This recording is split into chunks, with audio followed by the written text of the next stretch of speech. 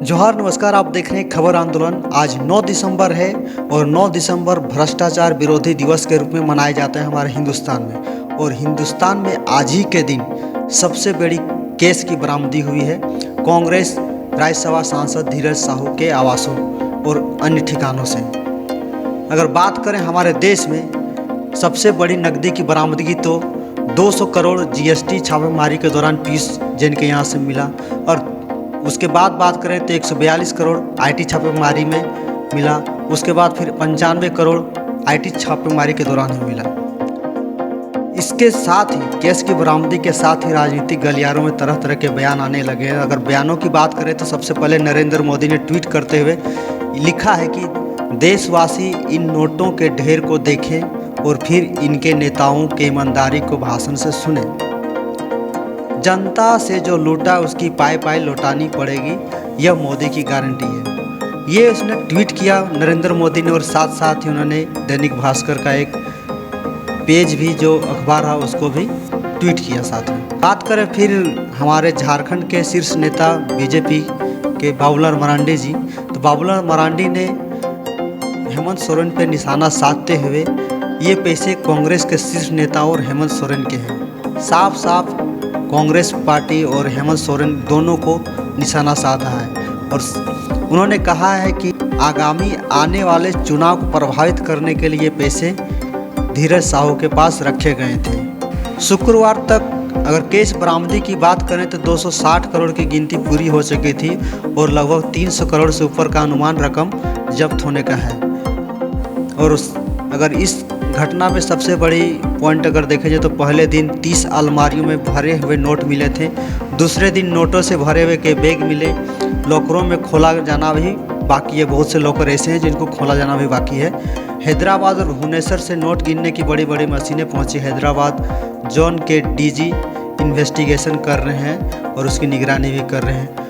कांग्रेस के राज्यसभा सांसद धीरज साहू के परिवार की ही कंपनी है बलदेव साहू एंड ग्रुप। इसके निदेशकों में अमित साहू, रितेश साहू, उदय शंकर प्रसाद के नाम शामिल हैं। नोटों की गिनती पूरी होने पर समूह के लोगों से इस सिलसिले में पूछताछ होगी। जफर इस्लाम जो बीजेपी के कद्दावर नेता माने जाते हैं, उन्होंने साफ साफ लिखा है कि सोशल मीडिया जो एक्स हो चुका है ट्विटर, उन्होंने लिखा है कांग्रेस के काले कारनामों की लूट यात्रा जारी है। कांग्रेस को 9 अलमारियों में मिले जनता के 200 करोड़ रुपए से ज़्यादा पर पूछना मना है कि काला धन किन काले कारनामों से आया है। साथ साथ अनुराग ठाकुर ने भी उन्होंने जमकर विपक्षी पार्टियों पर निशाना साधा है। उन्होंने कहा है कि 200 करोड़ से ज़्यादा की बरामदी पर मीडिया पर उन्होंने कहा है कांग्रेस भ्रष्टाचार की पोषक है और उनसे जनता की गाढ़ी कमाई तिजोरी में छिपाई है।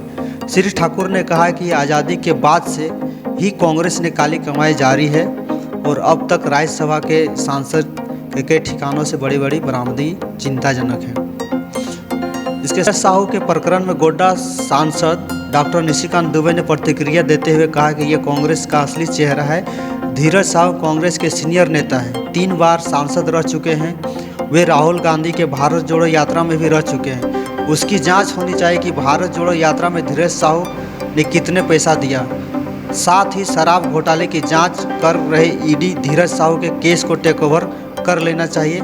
सांसद दुबे ने कहा कि धीरज साहू के घर से बरामद केस में छत्तीसगढ़ व झारखंड के राजनेताओं के पैसा भी है, इसकी भी जांच होनी चाहिए। साथ साथ आजसू के प्रवक्ता देवशरण भगत ने भी आयकर विभाग द्वारा राज्यसभा सांसद धीरज साहू के अलग अलग ठिकानों से 200 करोड़ केस की बरामदी पर कहा है कि इतने बड़ी मात्रा में केस मिलना इस बात की पुष्टि करता है कि कांग्रेस ने अपने साथी दलों के साथ मिलकर हमेशा झारखंड को सिर्फ लूटने का और ठगने का काम किया है। जनता को अपने झूठे वादों दिग्भ्रमित कर रहे हैं लोग आज सत्ता में बैठ गए हैं। धन राशि जिस जनता के इस प्रदेश के विकास में खर्च होना चाहिए उन्हें यह अलमारियों में बंद है। साथ साथ इसकी प्रतिक्रिया देते हुए राजेश ठाकुर जो हैं, उन्होंने भी कांग्रेस के प्रदेश अध्यक्ष राजेश ठाकुर जो झारखंड के हैं, उन्होंने भी प्रतिक्रिया देते हुए कहा कि सांसद धीरज साहू के यहाँ भारी मात्रा में नोटों की बरामदी को लेकर प्रधानमंत्री नरेंद्र मोदी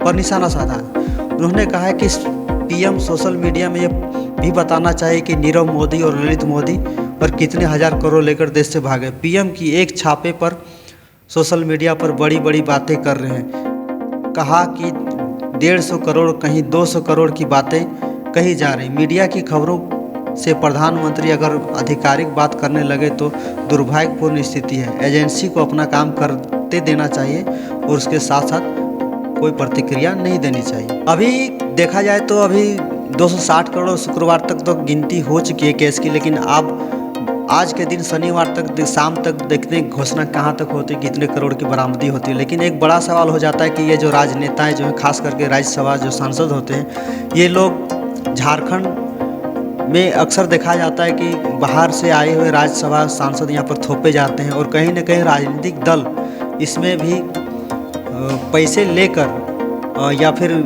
जनता को एक तरफ से बेवकूफ़ बनाकर यहाँ के राजनीतिक मुद्दों को गौन करके पैसे लेकर राज्यसभा सांसद को टिकट दे दिया जाता है और उनको राज्यसभा सांसद भेज दिया जाता है। क्या इस तरह से राजनीतिक जो पार्टियां हैं पैसे लेकर किसी को भी राज्यसभा सांसद भेज देगी तो फिर झारखंड के जो मुद्दे हैं, जो खास करके ज़मीन से जुड़े मुद्दे हैं, बहुत सारे मुद्दे हैं। खास करके एक देखा जाए तो अत्यंत पिछड़ा राज्य माना जाता है झारखंड, जबकि यहाँ पर खनिजों की अकुत संपत्ति होने के बावजूद भी यहाँ पर बासिंदे जो हैं, खास करके झारखंड के आदिवासी बहुल क्षेत्र एरिया में रहने वाला, बहुत जगह पर विकास नहीं पहुँचा, बहुत जगह पक्की सड़कें नहीं पहुँचे, स्वच्छ पीने का पानी नहीं पहुँचा। और देखा जाए तो बड़े बड़े नेताओं के पास अलमारियों में भर भर 1 करोड़ 2 करोड़ नहीं बल्कि 200 से 300 करोड़ रुपये की केस की बरामदी होती है। ये सोचने वाली बात होगी कि हमारा झारखंड किस ओर जा रहा है।